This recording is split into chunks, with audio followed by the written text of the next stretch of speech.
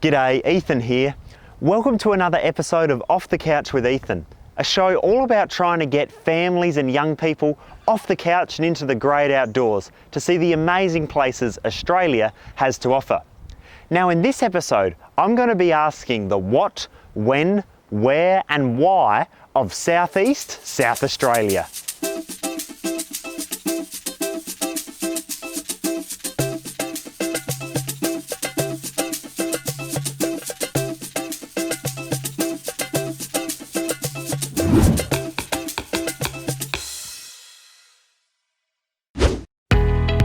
Today, I'm heading off to the southeast of South Australia.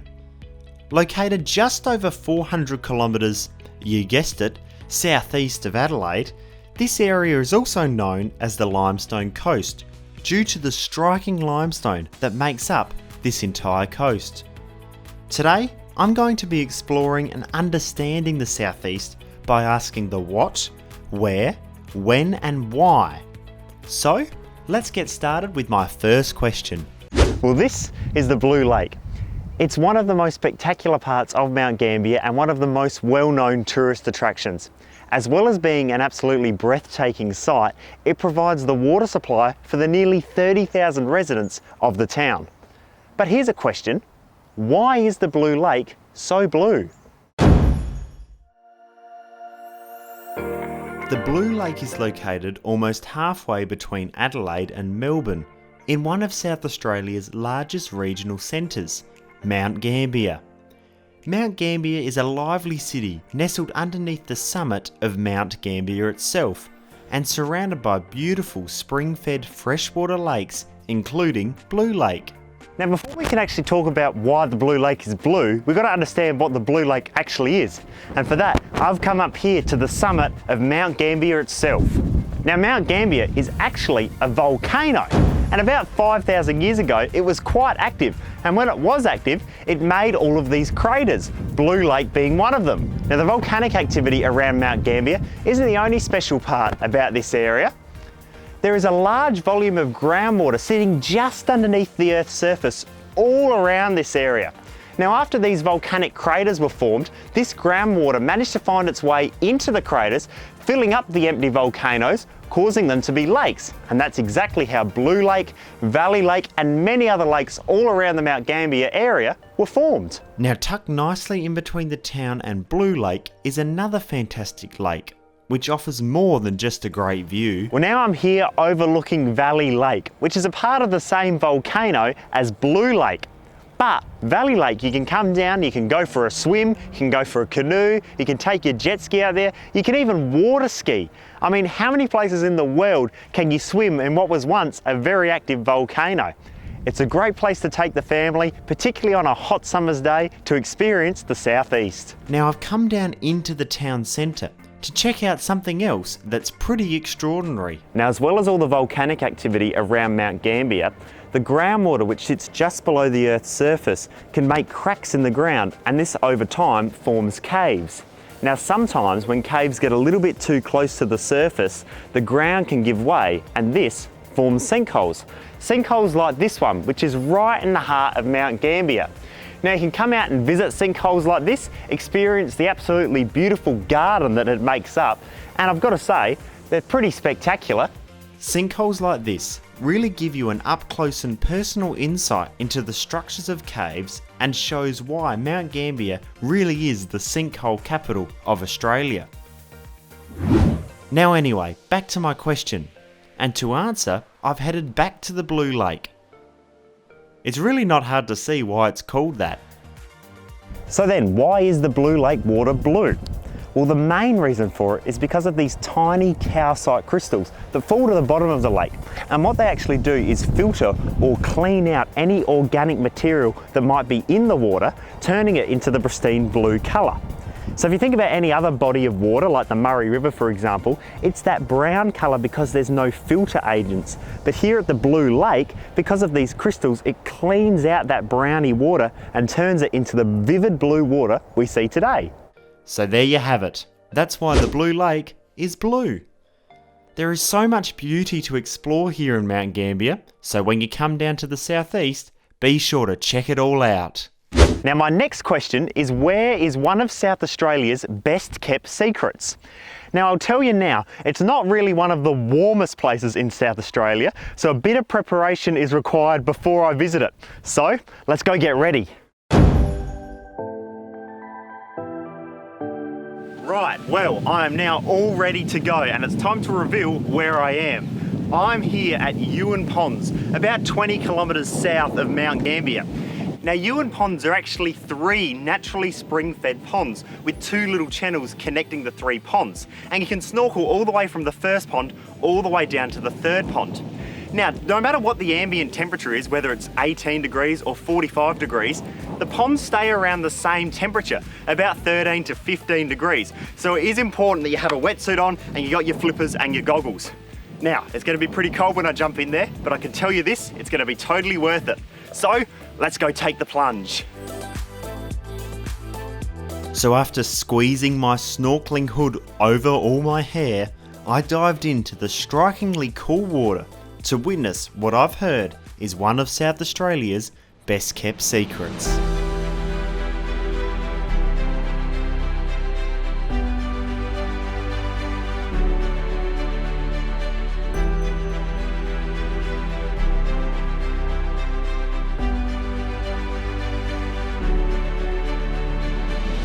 It was phenomenal. Looking through the unquestionably crystal clear fresh water, at absolutely breathtaking limestone formations and vivid green plant life, floating nearly 10 metres above the pond floor, was just beautiful.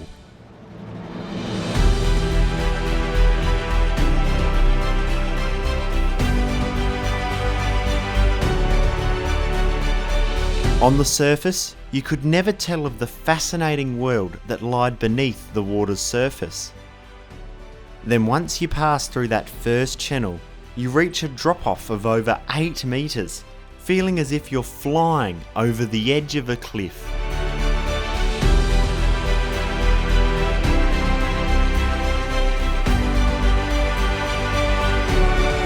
The water visibility of 110%, pumping straight out of the springs, which has been filtered by that Mount Gambier limestone for over 2,000 years.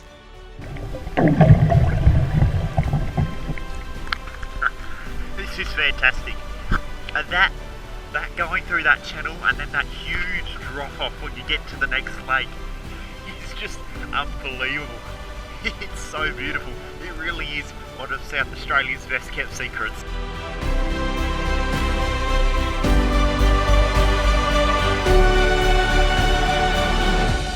Looking down, you can easily see that this pond is a sinkhole, not unlike the sinkhole that's in the centre of Mount Gambier.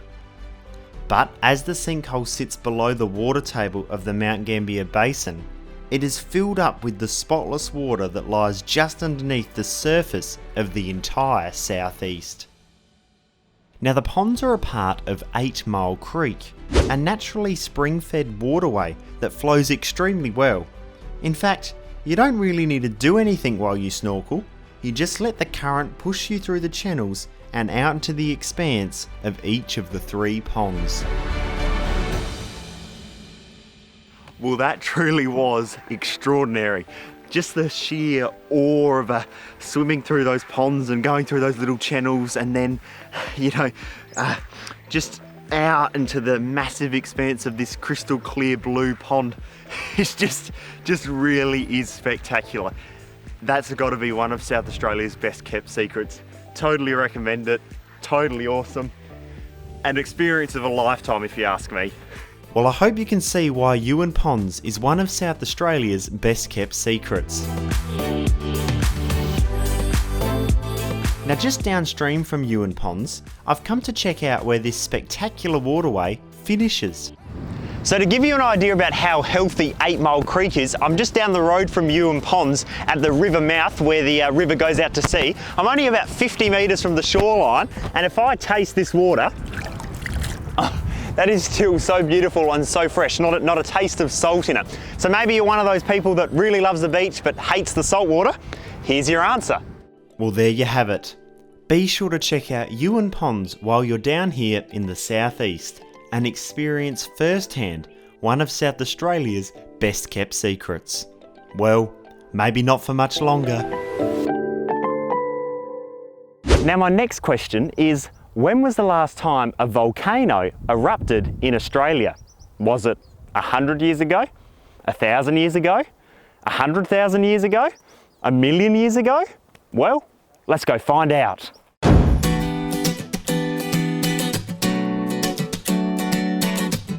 Now when you think of Australia, you don't often think of volcanoes. But I'm heading 12 kilometres south of one volcano to check out another volcano, one of Australia's youngest, Mount Shank. As you're driving along, you can't miss it. So, when was the last time a volcano erupted in Australia? Well, the answer? About 4,500 years ago, and it probably happened here at Mount Shank, about 10 kilometres south of Mount Gambier. Now today, Mount Shank is what's known as dormant, which means the volcano hasn't erupted in a long time. But back then, about 4,500 years ago, this volcano would have been quite active. But today, it hasn't erupted in a long time and the risk is really low. What was that? No, but seriously, Mount Shank is awesome.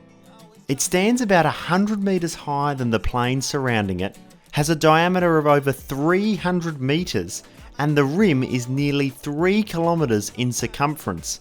Now that's a volcano.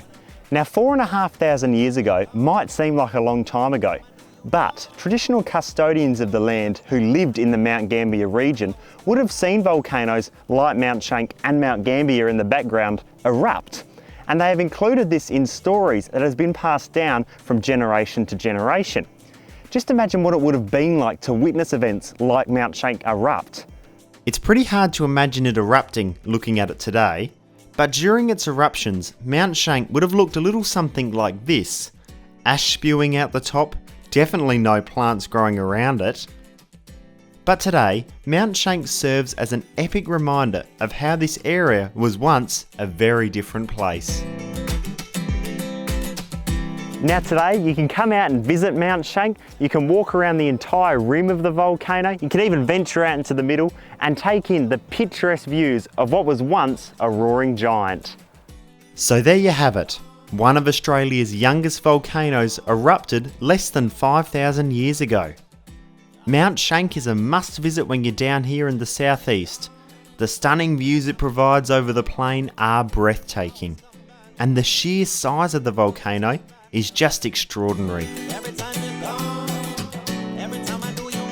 Now while you're down here visiting Mount Shank, be sure to head out to the coast near Port MacDonnell. All around this region, there are numerous bird hides. Now bird hides are small, discreet shelters aimed to hide bird watchers from birds.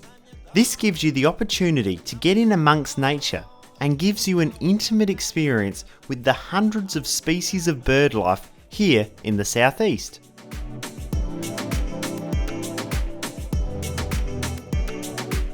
There you have it, Mount Shank, one of many volcanoes which once roared throughout the southeast.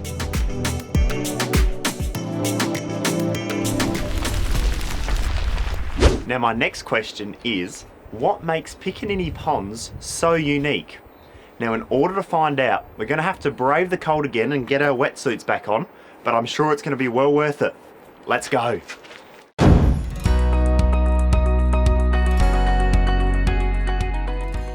Piccaninny Ponds is located about 30 kilometres southeast of Mount Gambier, right along the coast of the Southern Ocean. The pond is one very large sinkhole, which is filled up with fresh water from the nearby springs over time. From above, Piccaninny Ponds just looks like a swampy wetland. Nothing too special about that. But in order to find out what makes Piccaninny Ponds so unique, I've got to get my flippers and goggles back on and dive into the 15-degree water to get a closer look.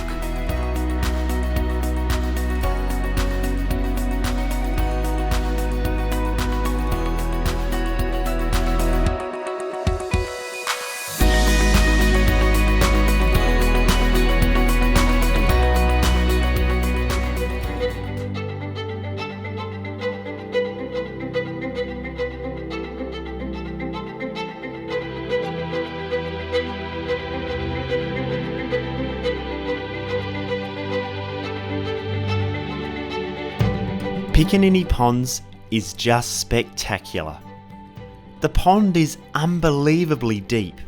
The floor ranges from 10 metres to over 100 metres deep in the central sinkhole, known as the chasm.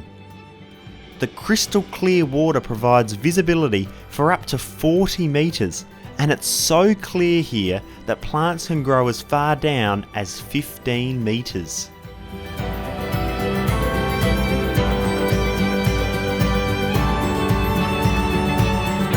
Not only that, but a huge diversity of animals live above and below the water's surface, including numerous nationally threatened species of birds and native fish, such as the Yarra pygmy perch and freshwater eels.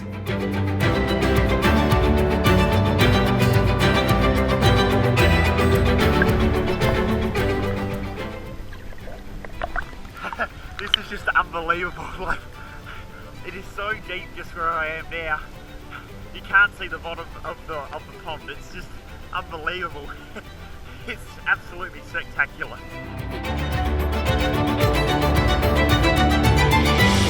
The sheer depth of Piccaninny Ponds makes it very attractive to divers who can dive deep into the water-filled chasms and sinkholes to gain an entirely new perspective.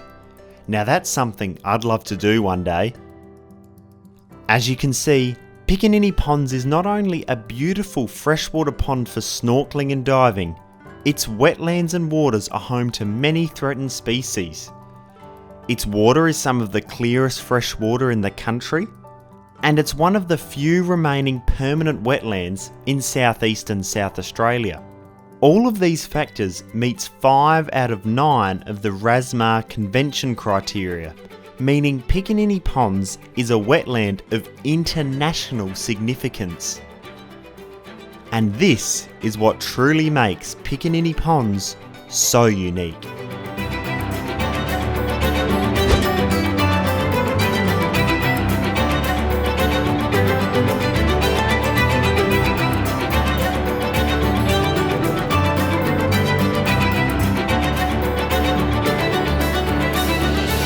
Piccaninny Ponds was just fantastic. It was just the sheer depth of the pond out there, and looking straight down and not being able to see the bottom was just absolutely fantastic. Compared to Yuan Ponds, they're so different. I think Yuan Ponds certainly had a lot more vegetation, while Piccaninny Ponds was just the sheer depth and size of the pond was fantastic. But both ponds were absolutely amazing. Totally recommend coming out, getting your wetsuit on and going for a snorkel. It really is fantastic. I hope you can now see why Piccaninny Ponds is so unique. Well, there you have it. Piccaninny Ponds, an absolutely breathtaking pond for snorkeling and diving of international significance, right here in the southeast of South Australia.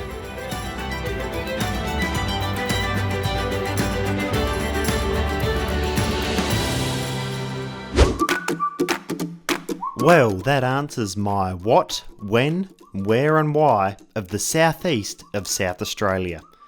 I've explored the Blue Lake and how this area was once very geologically active.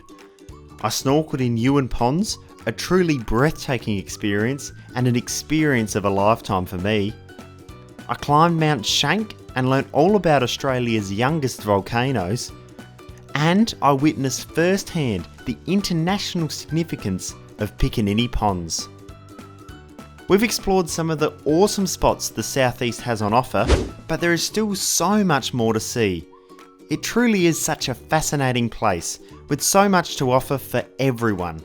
So why not get off the couch and come and visit the southeast of South Australia?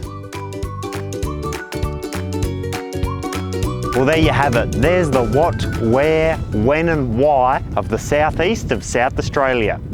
Make sure you head to my website, offthecouchwithethan.com.au, to check out all my latest episodes, and be sure to like me on Facebook and follow me on Instagram to keep up to date with my travels. I hope you enjoyed today's episode and have a think about coming down to the beautiful southeast of South Australia. See you on my next trip. Not cold, it's not warm, I'll tell you that. Oh, it's rocky too. looking at it today, but back then, would have seen volcanoes actually a part of the same volcano complex and take in the breathtaking views, picturesque views, or yeah, what should I say? We're rolling? Oh goodness me, that's not good. We don't want to lose that. All good.